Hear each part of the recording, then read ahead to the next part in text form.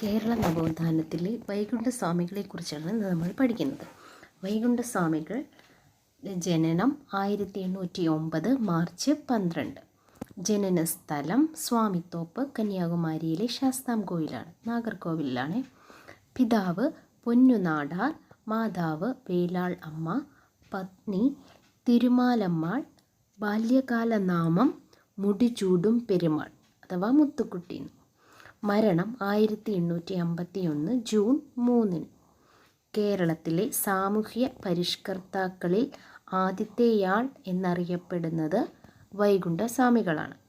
വൈകുണ്ഠസ്വാമിയെ സ്വാധീനിച്ച പ്രശസ്തമായ കൃതിയാണ് തിരുക്കുറൽ. വിഷ്ണുവിൻ്റെ അവതാരമാണ് താനെന്ന് സ്വയം പ്രഖ്യാപിച്ച നവോത്ഥാന നായകനാണ് വൈകുണ്ഠസ്വാമികൾ. വൈകുണ്ഠസ്വാമികൾ പൂവന്തർ തോപ്പിൽ വെച്ച് തൻ്റെ യുഗതപസ് ആരംഭിച്ച വർഷം 1833. ഇതിനുശേഷമാണ് വൈകുണ്ഠസ്വാമി എന്ന പേരിൽ അറിയപ്പെട്ടു തുടങ്ങിയത്. വൈകുണ്ഠസ്വാമികൾക്ക് ജ്ഞാനോദയം ലഭിച്ച സ്ഥലം തിരുച്ചെന്തൂർ 1833. പരിഷ്കാരങ്ങൾ. ദക്ഷിണ കേരളത്തിലെ ചാന്നാർ അഥവാ നാടാർ സമൂഹങ്ങളിൽ നവോത്ഥാന സന്ദേശം എത്തിച്ച നവോത്ഥാന നായകനാണ്. തുവയൽ പന്തി കൂട്ടായ്മ സ്ഥാപിച്ചതും ഇദ്ദേഹമാണ്. സമപന്തി ഭോജനം നടത്തി അയിത്ത വ്യവസ്ഥയെ വെല്ലുവിളിച്ച നവോത്ഥാന നായകനും വൈകുണ്ഠസ്വാമികളാണ്. ദക്ഷിണേന്ത്യയിൽ ആദ്യമായി കണ്ണാടി പ്രതിഷ്ഠ നടത്തി. ഒരു തരത്തിലുമുള്ള വിവേചനങ്ങളുമില്ലാതെ എല്ലാ പേരുടെയും സമത്വത്തിനായി നിലകൊണ്ട നവോത്ഥാന നായകനാണ്. ക്ഷേത്രങ്ങളിൽ നിലനിന്നിരുന്ന ദേവദാസി സമ്പ്രദായത്തെ എതിർത്ത നവോത്ഥാന നായകൻ. ഊഴിയവേല എന്ന അടിമപ്പണി നിർത്തലാക്കാൻ പ്രയത്നിച്ച നവോത്ഥാന നായകൻ.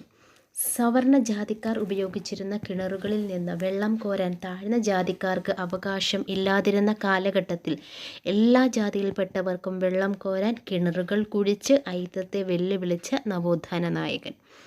ഭക്ഷ്യവസ്തുക്കളായ അരി, ചെറുപയർ, കായ്കനികൾ തുടങ്ങിയവ ശേഖരിച്ച് പാകം ചെയ്ത് അവർണ സവർണ വ്യത്യാസം കൂടാതെ ഒരു പന്തിയിലിരുന്ന് ആഹാരം കഴിക്കുന്ന സമപന്തി ഭോജനം സംഘടിപ്പിച്ചു. ക്ഷേത്രപ്രവേശന നിരോധനത്തിനെതിരെ ശബ്ദമുയർത്തിയ നവോത്ഥാന നായകൻ. മേൽമുണ്ട് ധരിക്കൽ നിരോധനത്തിനെതിരെ ശബ്ദമുയർത്തിയ നവോത്ഥാന നായകൻ. കലിയുഗത്തിന് പകരം ധർമ്മയുഗം സ്ഥാപിക്കുവാൻ നിർദ്ദേശിച്ച നവോത്ഥാന നായകൻ. നിശാ പാഠശാലകൾ സ്ഥാപിച്ച് വയോജന വിദ്യാഭ്യാസം എന്ന ആശയം ആദ്യം നടപ്പിലാക്കി. സ്വാമിത്തോപ്പിലെ വൈകുണ്ഠ ക്ഷേത്രത്തിന് സമീപമുള്ള മുന്തിരിക്കിണർ സ്വാമിക്കിണർ സ്ഥാപിച്ചു. ശുചീന്ദ്രം ക്ഷേത്രത്തിലെ രഥത്തിൻ്റെ കയർ പരസ്യമായി വലിച്ച് ആചാരം ലംഘിച്ച നേതാവ്. കണ്ണാടിയിൽ കാണുന്ന സ്വന്തം പ്രതിബിംബത്തെ ആരാധിക്കാൻ നിർദ്ദേശിച്ചു. വേല ചെയ്താൽ കൂലി കിട്ടണം എന്ന മുദ്രാവാക്യം മുഴക്കി. സമ്പൂർണ്ണദേവൻ എന്നറിയപ്പെട്ടിരുന്നത് വൈകുണ്ഠസ്വാമികളാണ്. ശിവനാരായണർ, നാരായണ പണ്ടാരം എന്നീ പേരുകളിൽ അറിയപ്പെട്ടിരുന്നതും വൈകുണ്ഠസ്വാമികളാണ്.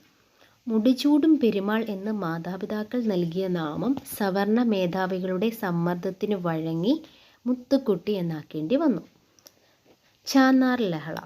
കേരളത്തിലെ ആദ്യ സാമൂഹിക പ്രക്ഷോഭമാണ് ചാന്നാർ ലഹള. 1859 നടന്നത്. ചാന്നാർ ലഹളയുടെ മറ്റൊരു പേരാണ് മേൽമുണ്ട് സമരം. 1822 മേൽമുണ്ട് സമരത്തിന് നേതൃത്വം നൽകിയത് വൈകുണ്ഠസ്വാമികളാണ്.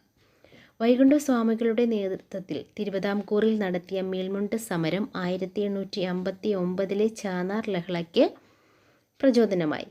ചാന്നാർ സമുദായത്തിലെ സ്ത്രീകൾക്ക് മാറുമറയ്ക്കാനുള്ള അവകാശത്തിനായി തിരുവിതാംകൂറിൽ നടന്ന സമരമാണ് ചാന്നാർ ലഹള. ചാന്നാർ സ്ത്രീകൾക്ക് മാറുമറയ്ക്കാനുള്ള അനുവാദം നൽകിക്കൊണ്ട് വിളംബരം പുറപ്പെടുവിച്ചത് ഉത്രം തിരുനാൾ മാർത്താണ്ഡവർമ്മ 1859 ജൂലൈ 26.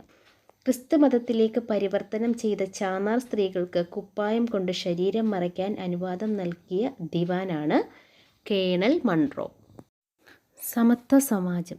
സ്ഥാപകൻ വൈകുണ്ഠസ്വാമികൾ. സ്ഥാപിതമായ വർഷം 1836. ജാതി ചിന്ത നിലനിന്നിരുന്ന കാലത്ത് മനുഷ്യരെല്ലാം സമന്മാരാണെന്ന ബോധം സൃഷ്ടിക്കുന്നതിനായി രൂപീകരിച്ച പ്രസ്ഥാനമാണ് സമത്വ സമാജം. കേരളത്തിലെ ആദ്യത്തെ സാമൂഹ്യ പരിഷ്കരണ പ്രസ്ഥാനമായി പരിഗണിക്കപ്പെടുന്നതും സമത്വ സമാജമാണ്. സമത്വ സമാജം സ്ഥാപിക്കപ്പെട്ട സ്ഥലം ശുചീന്ദ്രം, തമിഴ്നാട്ടിലെ കന്യാകുമാരി ജില്ലയിലാണ്.